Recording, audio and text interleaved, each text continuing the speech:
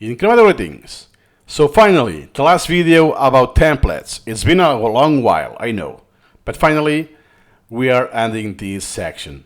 Now it's time, in this case, a template that he uses for Chinese, that you can get inspired. It's not limited to this. In this case, it's okay, I want to read Hanzi, or if it's Japanese, kanji, will be the same experience, about the handwriting and all of that, the stroke order, and so on. How you can use Supermemo for this flow. Let's see. And now we're gonna do a Chinese or Japanese element, okay? When I do that, I usually just put this as a kind of a square. Okay, Control Q. Oh, person.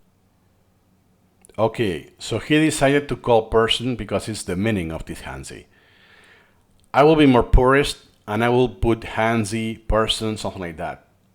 Because then I may think, hey, that's a person, let me add this in any other element. Oops, it's a character. That's not what I wanted, right?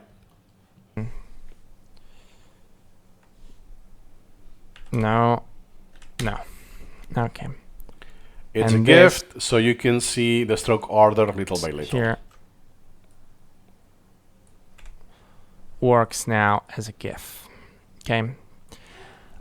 You can make this the answer. So if the question is just to know the stroke order, because sometimes differs on regions and all of that, the question can be what's the stroke order of this character. So you have the character in the text, and the answer is just the image. It's a different flow. Before we had with English, what is this? It's a train. We had this as a question, as an image as a question. That is an example that the image can be just the answer. There's no text in the answer. Again, if you want to learn how to write and then the pronunciation and then the meaning, you should have 3 separate cards. Exactly.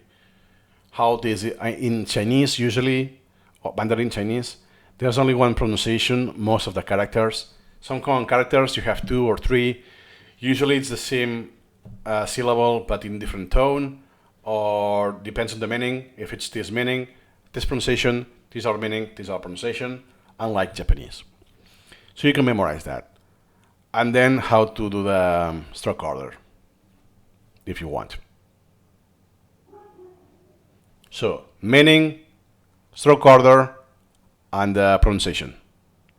The reading, we could say. And depending on the reading, it will be pronounced like the reading.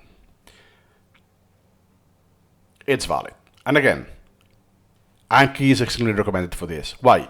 You can have a note, and this note will have everything.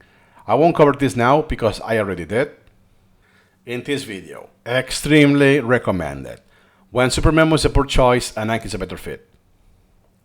In this case, I rely on mnemonics, and that was because it was more absurd how Supermemo was inefficient with that.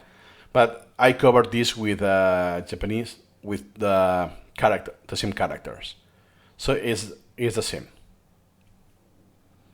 And you will see the comparison, what I did in Supermemo and what I did in Anki. And I mean, they are 2 completely different worlds. It's so obvious that not even in this course I'm willing to spend time on that. You have the answer. Don't do it. Use Anki, please. Save time.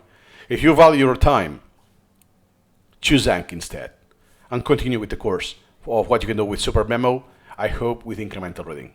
Yes, spoiler alert, biased opinion. But as an expert in both apps,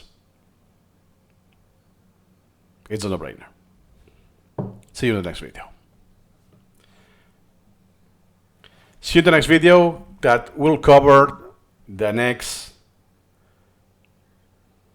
That's all we have for templates.